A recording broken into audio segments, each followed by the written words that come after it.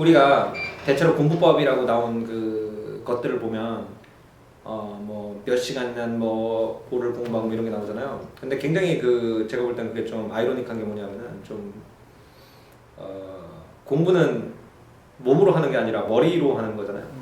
그러니까 어디 몇 시간을 앉아 있다 해가지고 공부가 되는 게 아니고 어디 무슨 책을 펼쳐 앉아 있다가 해서 그게 공부도 아니에요, 사실. 그죠?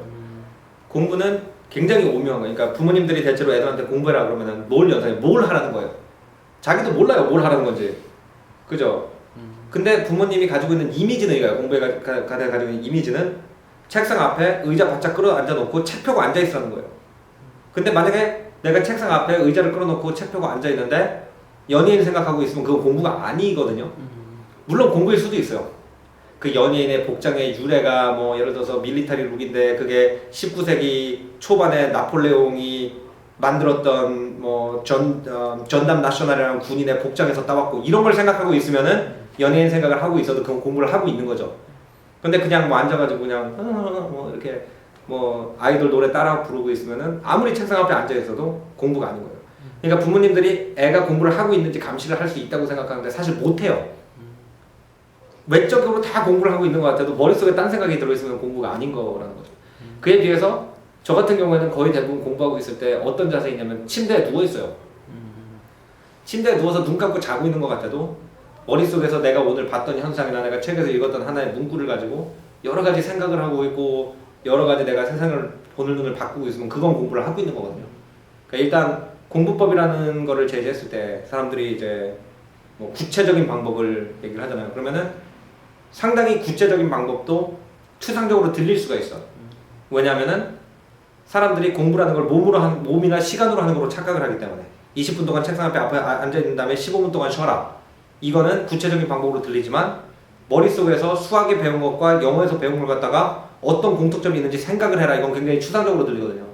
근데 그건 어쩔 수가 없는 거예요. 왜냐면 공부가 머릿속에서 하는 거기 때문에 추상이라는 게 뭐예요? 추상이 머릿속에서만 존재한다는 거잖아요. 그러니까 공부라는 게 원래 추상적인 거거든요. 그러니까 그물만 공부법의 구체적인 방법이 뭐냐? 그러면은 그 구체적인 방법도 상당히 어쩌면 추상적으로 들릴 수도 있다는 거예요. 하지만 그물만 공법이 이거예요. 예를 들어서 간단히 얘기를 해볼게요. 간단히 얘기를 하기는 좀 힘들고 그냥 한 가지 예를 들어볼게요. 한 가지 예를 들어보면 힙합이라는 음악을 청소년들이 굉장히 좋아하거든요. 한동안 뭐 요즘은 그렇게 인기가 있는지 모르겠는데 내가 대학 다닐 때는 힙합이 굉장히 인기가 많았어요. 그러면 그 힙합 하러 다닌다고 부모님들이 굉장히 화냈거든요. 막 맨날 모자 거꾸로 쓰고 껄렁껄렁한 애들이랑 놀러 다니고 뭐 클럽 가고 그런다고 부모님들이 굉장히 화를 많이 내셨는데 힙합도 공부가 될 수가 있어요. 그물만 공부를 이용하면. 힙합 같은 경우에 예를 들어서 힙합에 사용되는 언어가 이버닉스라는 언어예요. 그건 영어가 아니에요. 왜 영어가 아니냐면은 영어의 특징 중에 하나가 비동사가 번역되는 게 영어의 특징 중에 하나예요. I am, you are, he is 이렇게 번역이 되잖아요, 비동사가.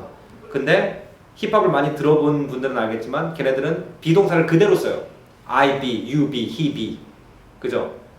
그거를 딱 알므로써 힙합을 많이 듣는 사람은 이미 I am, you are, he is는 외운 거예요.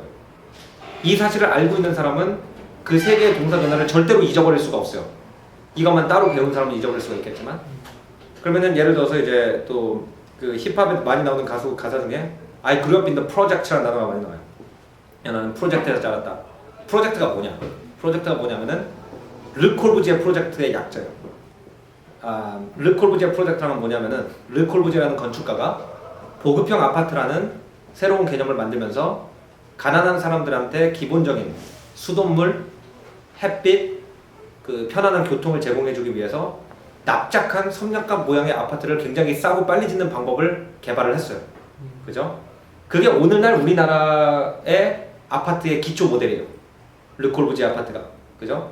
그러니까 어떻게 보면 굉장히 이것도 씁쓸한 웃음을 짓게 만드는 게 뭐냐면 우리나라에 수십억에 지금 거래되는 아파트가 원래 르콜부지라는 그것도 공산당 건축가가 빈민들한테 기초생활 보장을 하기 위해서 만들었다는 거예요.